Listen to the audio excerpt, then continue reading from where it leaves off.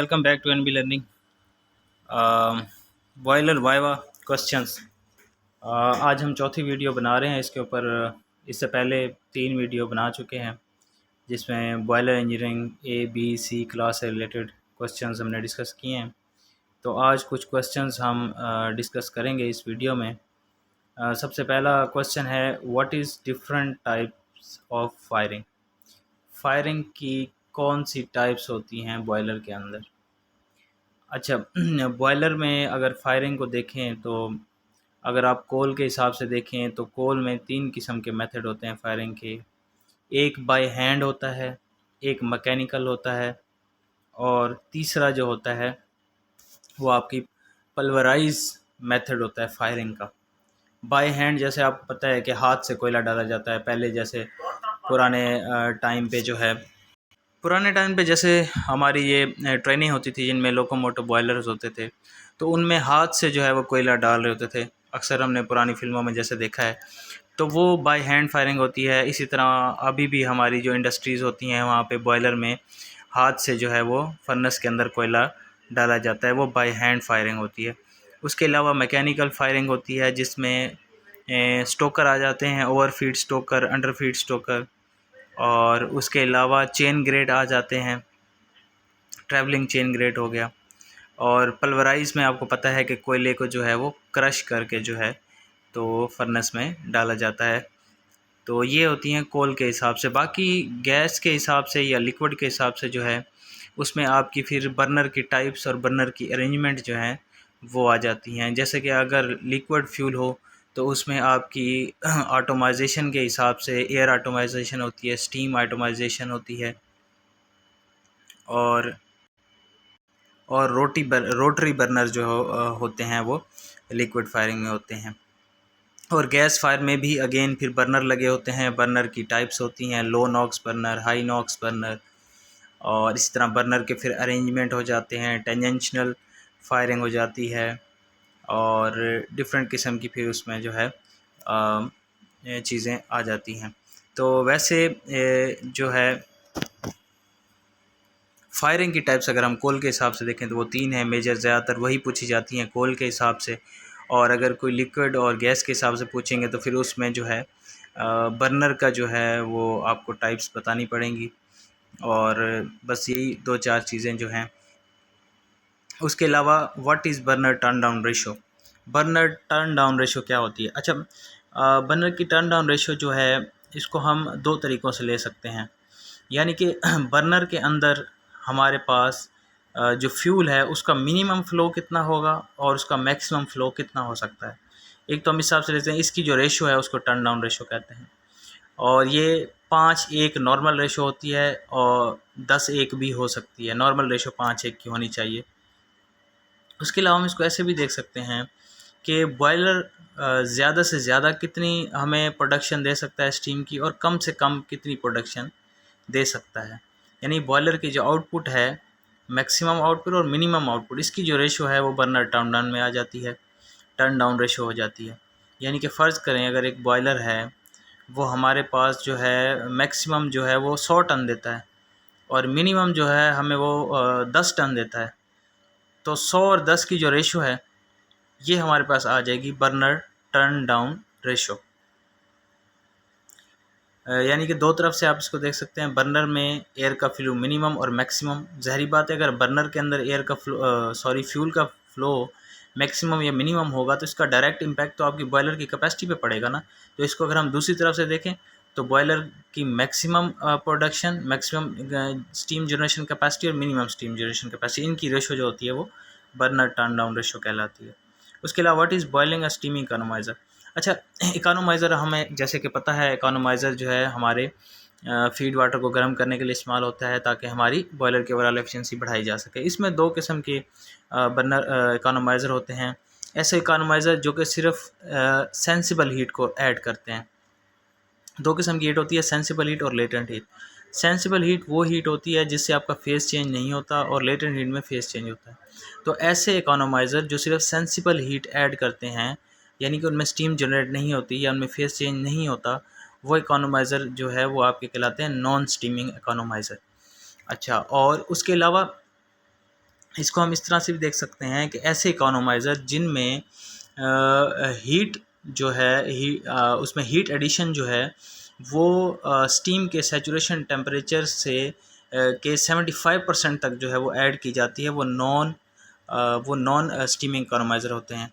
और ऐसे इकोनोमाइज़र जिनमें टेम्परेचर जो है वो स्टीम के सैचुरेशन टेम्परेचर से के 75% से ज़्यादा ऐड किया जाए तो वो होते हैं स्टीमिंग इकोनोमाइज़र। सैचुरेशन टेम्परेचर से मुराद ये है कि जैसे हर प्रेशर के अक्रॉस एक टेम्परेचर होता है। फ़र्ज़ करें कि अगर एक बॉयलर है वो आप 9 केजी की स्टीम जनरेट कर रहा है और उसका 180 डिग्री टेम्परेचर है, तो उसका जो सैचुरेशन टेम्परेचर होगा वो 180 डिग्री सी होगा। यानी कि एक बॉयलर में एक ख़ास प्रेशर के अक्रॉस एक टेम्परेचर होता है, उसको हम कहते हैं वो इसका सैचुरेशन टेम्परेचर है।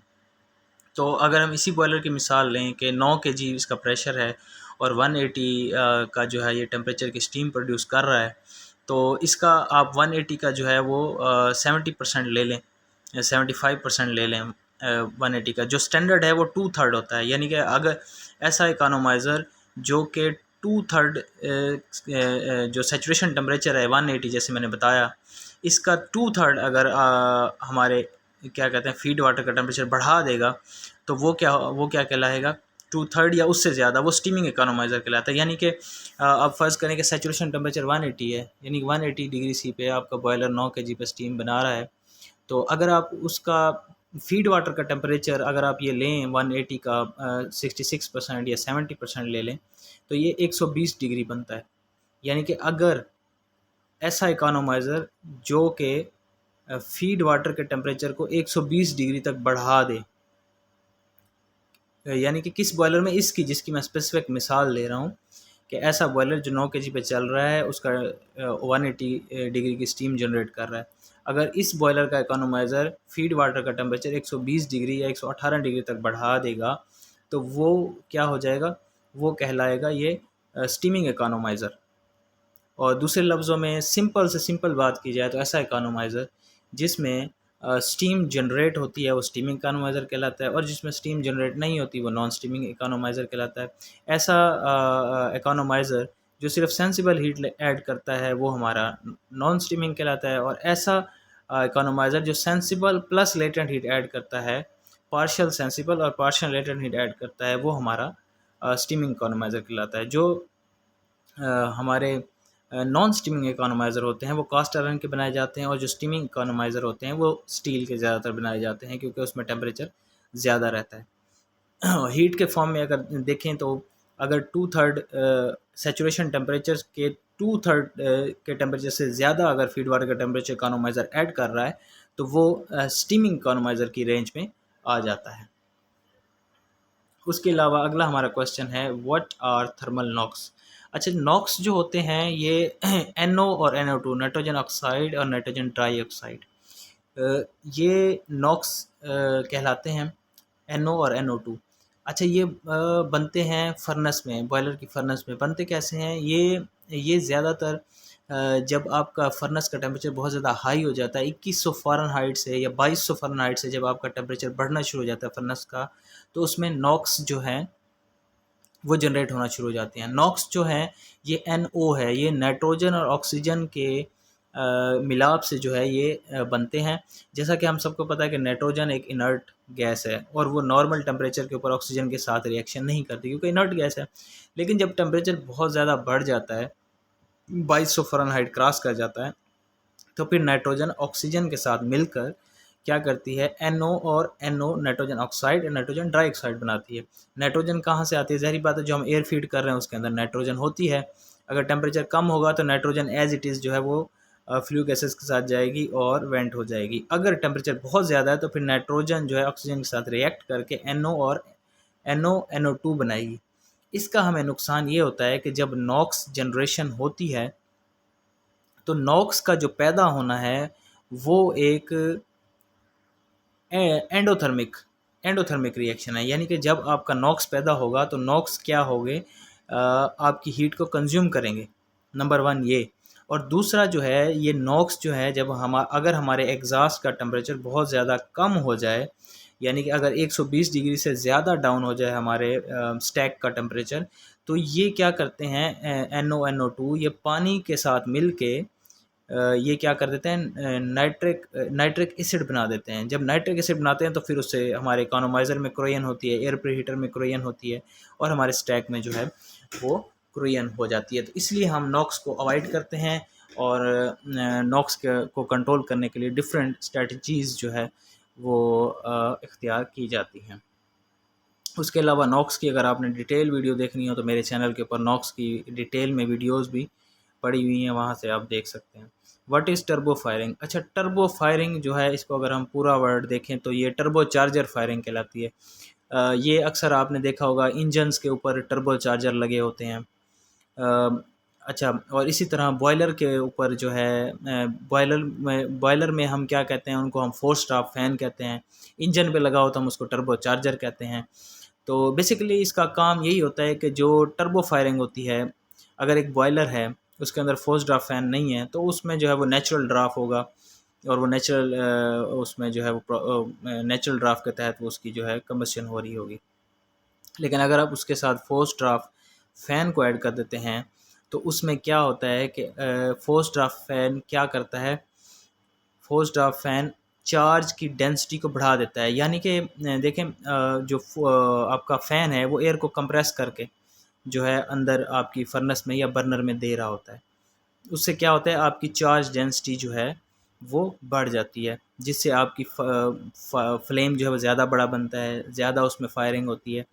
तो इसको कहते हैं टर्बो फायरिंग। यानी कि अगर आप बॉयलर में फोर्स्ड ड्राफ्ट फ़ैन को ऐड करते हैं तो ये आपकी टर्बो फायरिंग कहलाती है। जिस तरह इंजन के ऊपर टर्बो चार्जर लगे होते हैं, उनका भी इंजन के ऊपर भी सेम यही मकसद होता है टर्बो चार्जर का, कि वो आपकी चार्ज डेंसिटी को बढ़ा देते हैं। यानी कि एयर को कंप्रेस करके एयर जो है वो आगे देते हैं ताकि ज़्यादा एयर जाए, ज़्यादा फ्यूल जाए और ज़्यादा जो है उसमें फायरिंग हो।